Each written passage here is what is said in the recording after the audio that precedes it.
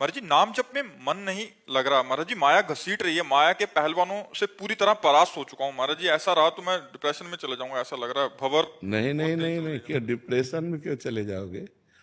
जब युद्ध क्षेत्र में उतरे तो परास्त होना या विजयी होना खास बात नहीं, खास बात है डटे रहना, पीठ दिखा के भागना नहीं है। जब हम भगवान के मार्ग में चले हैं तो हमें डटे रहना है। और देखो, मन लगे या न लगे, अगर हमको विष खवा दिया जाए तो मार ही देगा। हम श्रद्धा से पिए या अनजाने में पिए, आग को अगर कोई भूल से छू ले या सही में छुआ दे तो वो जला ही देगी, क्योंकि उसमें दाहिका शक्ति है, विष में मारण शक्ति है और नाम में तारण शक्ति है। जैसे हम राम राम राधा राधा हरि हरि रट रहे हैं, हमारा मन नहीं लग रहा है तो भी हमारा कल्याण होगा, पक्का कल्याण होगा, इस बात पर विश्वास कीजिए।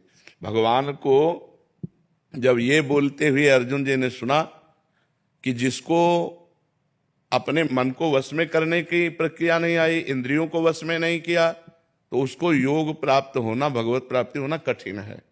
जिसका मन वश में नहीं है, जिसकी इंद्रियां वश में नहीं है, उसे भगवत प्राप्ति नहीं हो सकती।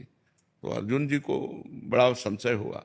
अर्जुन जी ने प्रश्न किया कि भगवान, जो आपका नाम जप करता है, इंद्रियों को वश में नहीं कर पाया है, मन को वश में नहीं कर पाया है, फिर उसकी गति क्या होगी? जो इंद्रियों को वश में किए हैं, मन को वश में किए हैं, आपका भजन कर रहे हैं, वो भगवत प्राप्त हो जाएंगे, उनका तो काम बन गया। लेकिन जो नाम जप कर रहा है, कथा कीर्तन कर रहा है, लेकिन उसका मन वश में नहीं है, इंद्रियां वश में नहीं है, जो मन आया सो अपनी मनमानी करवा लेते हैं, तो उसकी गति क्या होगी? तो बहुत सुनने लायक बात है, वो नरक नहीं जाएगा।